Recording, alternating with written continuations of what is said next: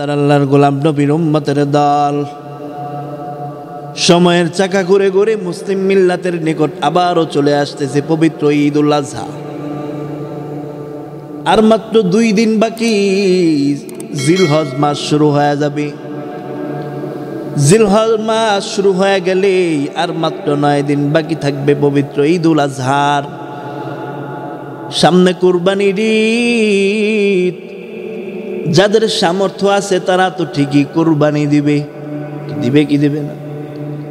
যাদের সামর্থ্য আছে তারা তো ঠিকই কুরবানি দিবে, আর যাদের সামর্থ্য নাই তারা তো কুরবানি দিতে পারবে না। অযুব করে মুসলমান ইমানদার আল্লাহর গোলাম নবীর উম্মতের দল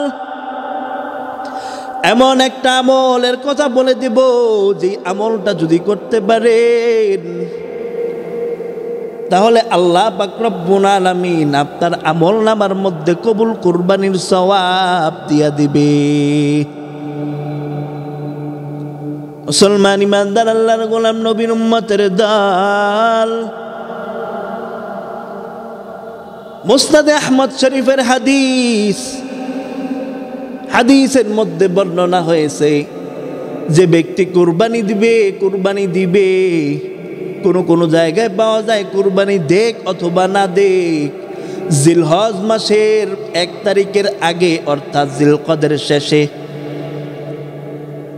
জিলহজ মাসের চাঁদ দেখার পূর্বে কেউ যদি তার চুল দাড়ি তো আবার অনেকে কাটে, তারপরও বললাম দাড়ি, কেউ যদি চুল নখ মোষ বগলের নিচের পশম আরো যে পশমগুলো কাটতে হয়, অর্থাৎ শরীরের কোনো কিছু কাটার দরকার হইলে জিলহজ মাসের 1 তারিখের আগে কেটে ফেলা।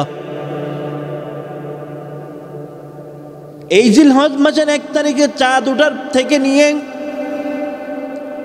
পবিত্র ঈদুল আজহার জামাত পড়ার আগ পর্যন্ত আর কোনো কিছুর মধ্যে হাত লাগাইবা না, কাটবা না। ঈদের নামাজ পড়ার পর তারপর যাইয়া কাটবা। আল্লাহর হাবিব বলেন ওই ব্যক্তির আমল নামার মধ্যে কবুল কুরবানির সওয়াব আল্লাহ পাক দিয়া দিবেন। আল্লাহ আল্লাহ তু মেরা গফফার হ্যায়, আল্লাহ আল্লাহ তু মেরা গফফার হ্যায়, আল্লাহ আল্লাহ তু মেরা सत्तार है, अल्लाह अल्लाह तू मेरा सत्तार है। बोलें अल्लाहु अकबर।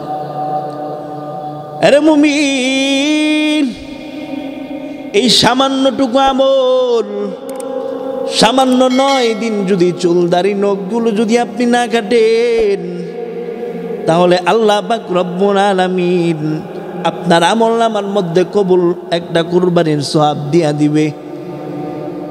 এই আমলটা আমরা করতে পারবো তো?